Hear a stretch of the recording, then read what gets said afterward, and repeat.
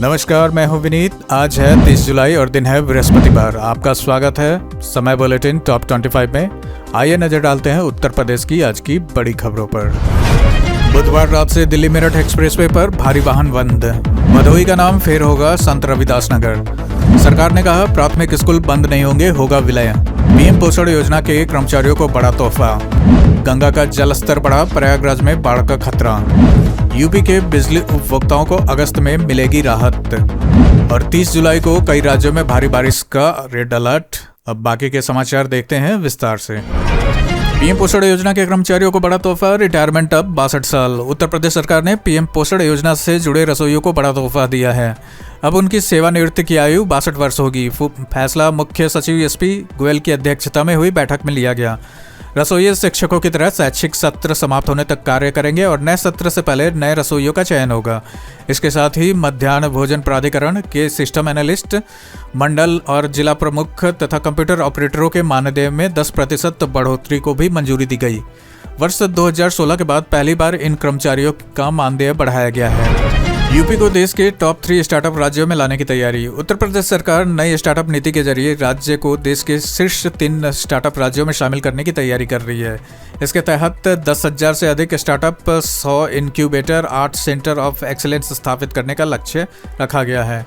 सरकार हर महीने कम से कम एक इनक्यूबेटर विकसित करने तथा उसमें सहयोग देने की योजना पर काम कर रही है। नई नीति में युवाओं, महिलाओं, दिव्यांग उद्यमियों को कारोबार शुरू करने के लिए विशेष प्रोत्साहन देने का भी प्रावधान रखा गया है। कांवड़ यात्रा। बुधवार रात से दिल्ली मेरठ एक्सप्रेसवे पर भारी वाहन बंद। कांवड़ यात्रा को देखते हुए मेरठ रोड की हाईवे और दिल्ली मेरठ एक्सप्रेसवे पर भारी वाहनों का प्रवेश बंद कर दिया जाएगा। 4 अगस्त से मेरठ रोड की हाईवे पर हल्के कमर्शियल वाहनों पर भी रोक लगेगी और यातायात वन वे कर दिया जाएगा। प्रशासन ने रोडवेज बस अड्डों की व्यवस्था में भी बदलाव किया है। वहीं दिल्ली दून इकोनॉमिक कॉरिडोर और गंगा एक्सप्रेसवे पर यातायात सामान्य रहेगा, लेकिन इन मार्गों पर कांवड़ियों का प्रवेश नहीं होगा। यूपी डीएलएड 2026 की आवेदन की अंतिम तिथि बढ़ी। उत्तर प्रदेश डीएलएड प्रशिक्षण 2026 के प्रवेश के लिए ऑनलाइन आवेदन की अंतिम तिथि बढ़ाकर 3 अगस्त कर दी गई है। अभ्यर्थी 4 अगस्त तक आवेदन शुल्क जमा कर सकेंगे और 5 अगस्त तक आवेदन का प्रिंट निकाल सकेंगे। परीक्षा नियामक प्राधिकारी के प्रस्ताव पर शासन ने यह निर्णय लिया है। प्रदेश के डीएलएड कॉलेजों में इस वर्ष 2,39,500 सीटों पर प्रवेश होना है। आवेदन केवल आधिकारिक वेबसाइट के माध्यम से ही स्वीकार किए जाएंगे। यूपी विधानसभा का मानसून सत्र 3 अगस्त से 4 को अनुपूरक बजट। उत्तर प्रदेश विधानसभा का मानसून सत्र 3 से 6 अगस्त तक प्रस्तावित है। सत्र के दूसरे दिन यानी 4 अगस्त को वित्तीय वर्ष 2026-27 का अनुपूरक बजट सदन में पेश किया जाएगा। पहले दिन दिवंगत विधायक आलम बदी के निधन पर शोक प्रस्ताव रखा जाएगा, जिसके बाद सदन स्थगित होगा।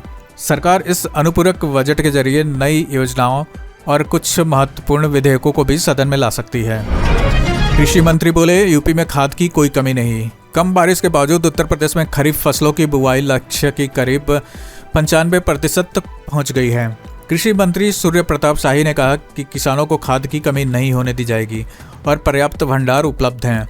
उन्होंने बताया कि सरकार ने समय पर बीज, उर्वरक और सिंचाई की व्यवस्था की, जिससे करीब 107 लाख हेक्टेयर क्षेत्रों में बुआई पूरी हो चुकी है। किसानों को 50% अनुदान पर 1,73,000 क्विंटल से अधिक बीज उपलब्ध कराए गए हैं। भदोही का नाम फिर होगा संत रविदास नगर। मुख्यमंत्री योगी आदित्यनाथ ने भदोही जिले का नाम बदलकर फिर से संत रविदास नगर करने की घोषणा की है। वाराणसी में आयोजित कार्यक्रम में उन्होंने कहा कि पहले इस जिले का नाम संत रविदास नगर था, जिसे बाद में बदल दिया गया था। सरकार अब संत गुरु रविदास महाराज की 650वीं जयंती के अवसर पर इसे दोबारा पुराने नाम से पहचान दिलाने की प्रक्रिया आगे बढ़ाएगी। इसके लिए आवश्यक प्रशासनिक कार्रवाई की जाएगी। जन्म मृत्यु पंजीकरण के नए नियम लागू। उत्तर प्रदेश सरकार ने जन्म और मृत्यु रजिस्ट्रीकरण नियमावली 2026 लागू कर दी है। नई व्यवस्था के तहत चलती ट्रेन, बस, विमान या नाव में जन्म या मृत्यु होने पर पहले ठहराव वाले स्थान पर इसकी सूचना देनी होगी। नियमावली में पंजीकरण की समय सीमा, विलंबित आवेदन, प्रमाण पत्र जारी करने और रिकॉर्ड के डिजिटलीकरण की प्रक्रिया भी तय की गई है। जन्म, मृत्यु और मृत जन्म के सभी रजिस्ट्रार अब स्थायी अभिलेख माने जाएंगे। इन्हें नष्ट नहीं किया जाएगा। कानपुर के 137 खिलाड़ी राज्य पावर लिफ्टिंग चैंपियनशिप में उतरेंगे। बरेली में 7 से 9 अगस्त तक होने वाली राज्य स्तरीय पावर लिफ्टिंग और ओपन बेंच प्रेस चैंपियनशिप के लिए कानपुर मंडल की 137 सदस्यीय टीम घोषित कर दी गई है। टीम में 90 पुरुष और 47 महिला खिलाड़ी शामिल हैं।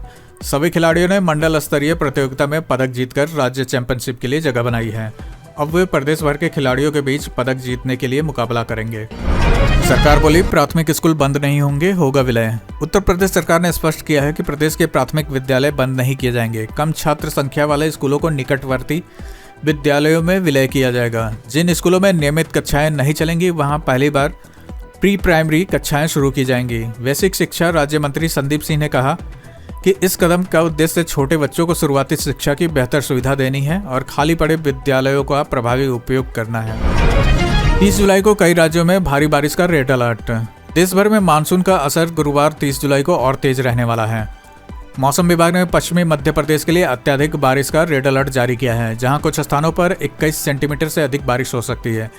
छत्तीसगढ़ और उससे सटे ओडिशा में भी गहरा दबाव अब पश्चिम की ओर बढ़ रहा है, जिसका असर मध्य प्रदेश, विदर्भ और ओडिशा में भी दिखाई देगा। छत्तीसगढ़ में अगले 48 घंटों तक बारिश, गरज चमक और बिजली गिरने की चेतावनी जारी की गई है। लगातार बारिश से कई नदियां और नाले उफान पर हैं, जिससे कुछ इलाकों में अचानक बाढ़ जैसी स्थिति बन सकती है। मौसम विभाग ने लोगों से अनावश्यक यात्रा से बचने और स्थानीय प्रशासन की सलाह का पालन करने की अपील की है। यूपी में मुख्यमंत्री युवा सलाहकार समिति बनाने का प्रस्ताव। उत्तर प्रदेश में युवाओं को नीति निर्माण से जोड़ने के लिए मुख्यमंत्री युवा सलाहकार समिति बनाने का प्रस्ताव भेजा गया है। बीजेपी विधायक डॉक्टर राजेश्वर सिंह ने मुख्यमंत्री योगी आदित्यनाथ को 31 सदस्यीय समिति गठन करने का सुझाव दिया है।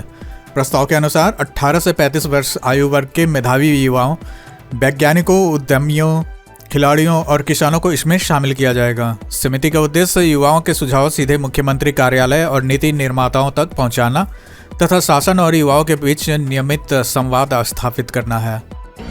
आईआईटी का सिस्टम हैक कर छात्र ने लिखा, बस एक मौका चाहिए। आईआईटी कानपुर और आईआईटी मद्रास के पोर्टल में सेंध लगाने वाले एक छात्र ने सिस्टम पर संदेश छोड़ते हुए लिखा, मुझे सिर्फ एक निष्पक्ष मौका चाहिए। छात्र का दावा है कि उसने सभी जरूरी दस्तावेज और अपने साइबर सुरक्षा कार्यों का विवरण जमा किया था, लेकिन उसे चयन प्रक्रिया में अगले चरण का मौका नहीं मिला। आईआईटी कानपुर ने घटना को गंभीरता से लिया है। हालांकि छात्र के खिलाफ एफआईआर दर्ज नहीं कराने का फैसला किया है। संस्थान अब उसकी प्रतिभा को सही दिशा देने का प्रयास करेगा। सीसीए यूनिवर्सिटी के छात्रों को फिर मिलेगी 50% रेल किराया छूट। कानपुर की चंद्रशेखर आजाद कृषि एवं प्रौद्योगिकी यूनिवर्सिटी के छात्र छात्राओं को 19 साल बाद फिर रेलवे किराया में 50% की छूट मिलेगी। नई व्यवस्था के तहत छात्र दोनों सेमेस्टर के बाद अपने गृह जनपद जाने आने के लिए आधा किराया देंगे। यह सुविधा शैक्षिक भ्रमण, शोध कार्य और विश्वविद्यालय से जुड़े अन्य कार्यक्रमों की यात्रा पर भी लागू रहेगी। विश्वविद्यालय प्रशासन ने इसे छात्रों के लिए बड़ी राहत बताया है। 10 अगस्त से बीएसपी के चुनाव अभियान में लौटेंगे आकाश आनंद। बहुजन समाज पार्टी के राष्ट्रीय समन्वयक आकाश आनंद 10 अगस्त को हाथरस से पार्टी के चुनाव अभियान में वापसी करेंगे। करीब 2 साल बाद वह फिर चुनावी मंच पर नजर आएंगे। बीएसपी सुप्रीमो मायावती के निर्देश पर सादाबाद विधानसभा क्षेत्र से कार्यक्रम की शुरुआत होगी। इसे उत्तर प्रदेश विधानसभा चुनाव 2027 की तैयारियों का अहम कदम माना जा रहा है, जहां आकाश आनंद फिर पार्टी के प्रमुख प्रचारकों में शामिल होंगे।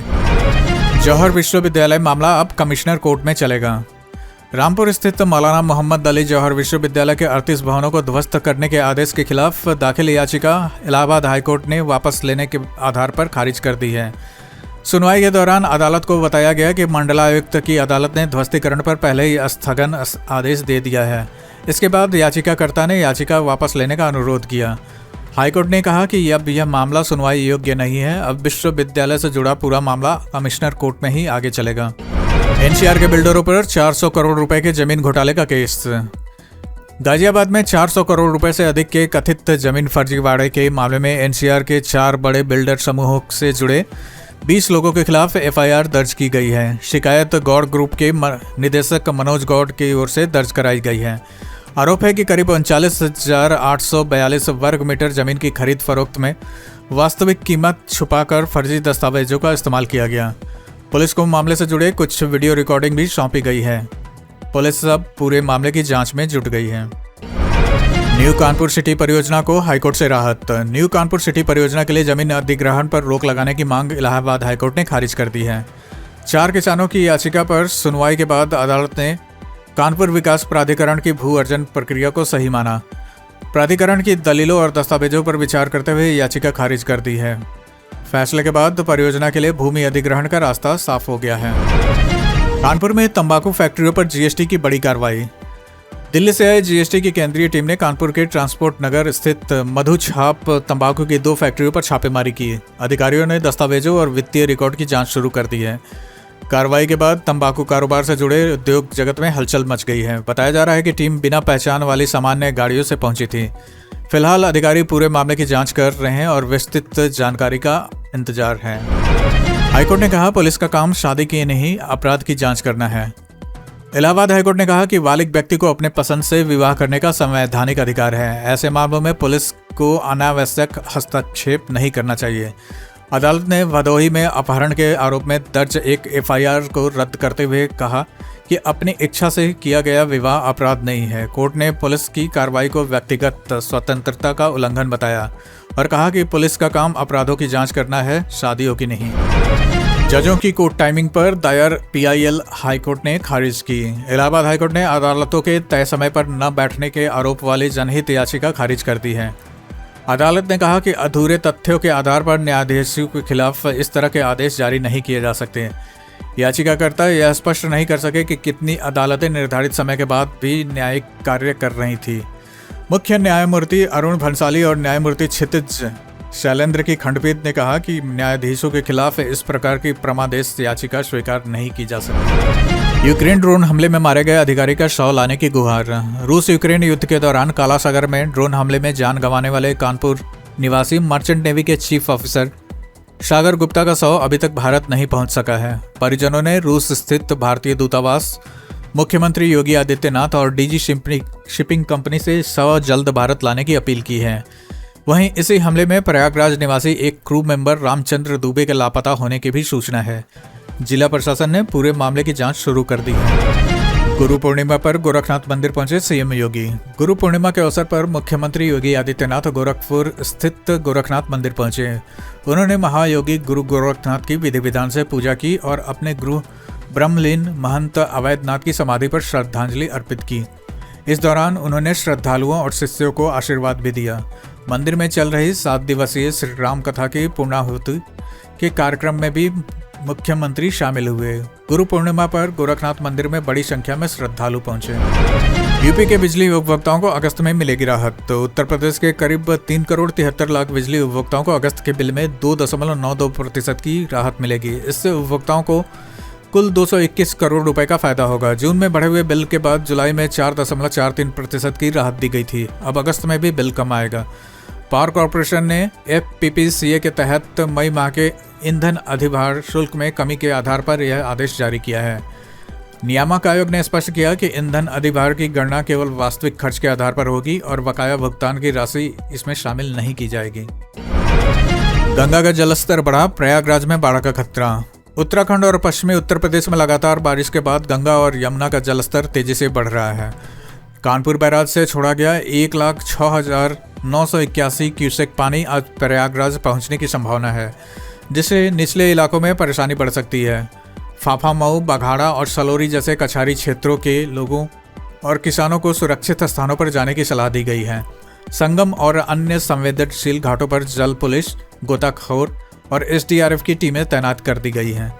प्रशासन ने तीर्थ पुरोहितों, नाविकों और दुकानदारों को भी सतर्क रहने की और सुरक्षा निर्देशों का पालन करने को कहा है। इसी के साथ आज की खबरों का सिलसिला हम यहीं समाप्त करते हैं। अगर आपको लगता है ऐसी खबरें जरूरी है तो चैनल सब्सक्राइब करके जुड़े रहिए।